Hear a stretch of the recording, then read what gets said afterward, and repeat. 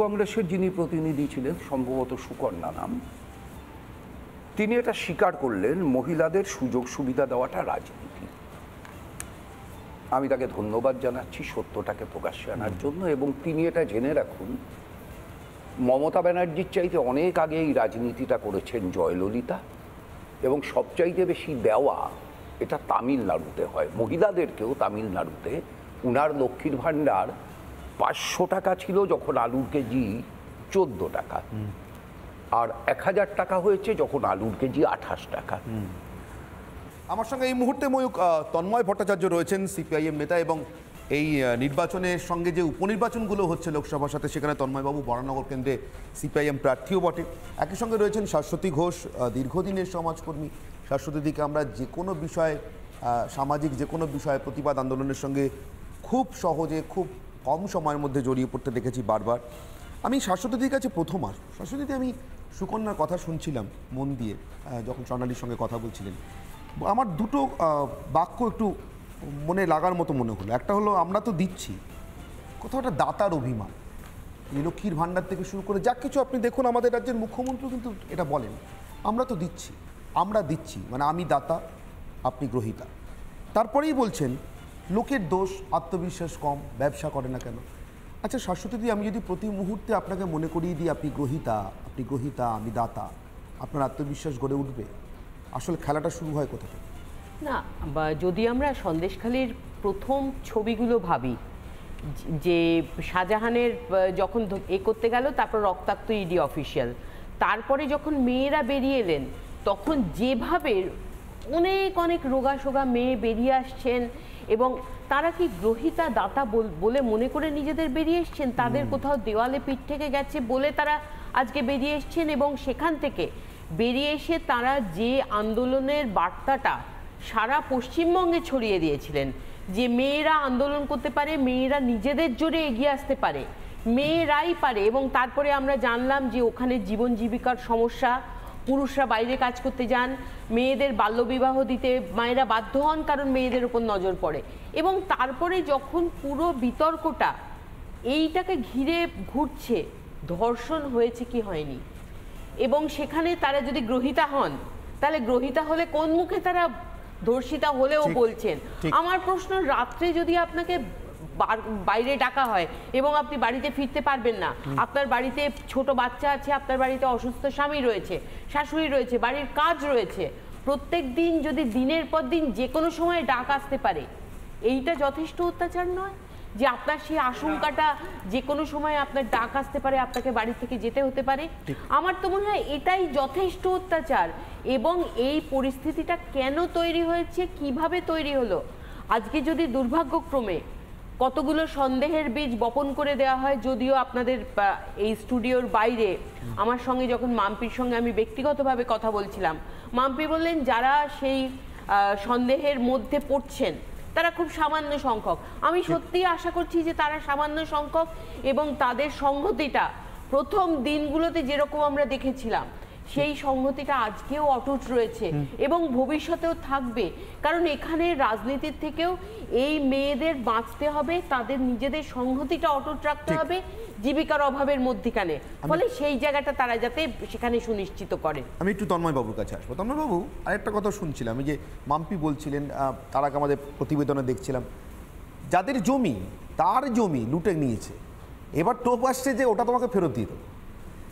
আমি আপনাদের পার্টিকে নিয়ে অনেক কথা হয় যে চীনপন্থী অমুক্ত, আমি দেখছি তৃণমূল এই মুহূর্তে কিন্তু বেশ ভালো চীনপন্থী। আমার তো সানজুর কথা মনে পড়ছে, লাওৎজুর কথা মনে পড়ছে, আর্ট অফ ওয়ার।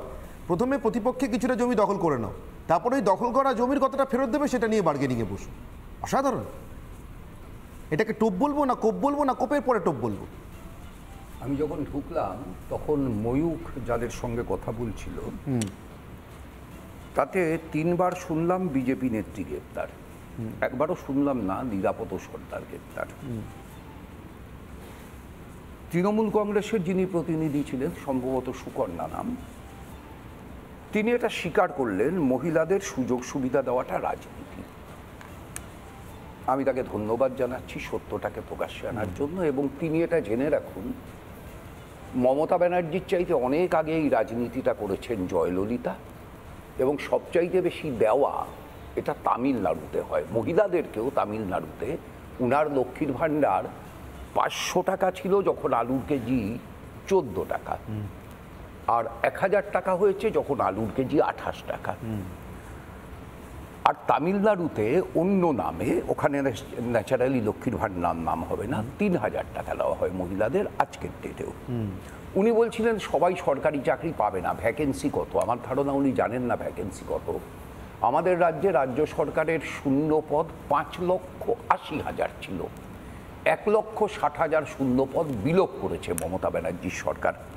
এই মুহূর্তে শূন্য পদ আজকের ডেটে 4,20,000। সুকন্যা দেবী আবার সুযোগ পেলে ভাববেন।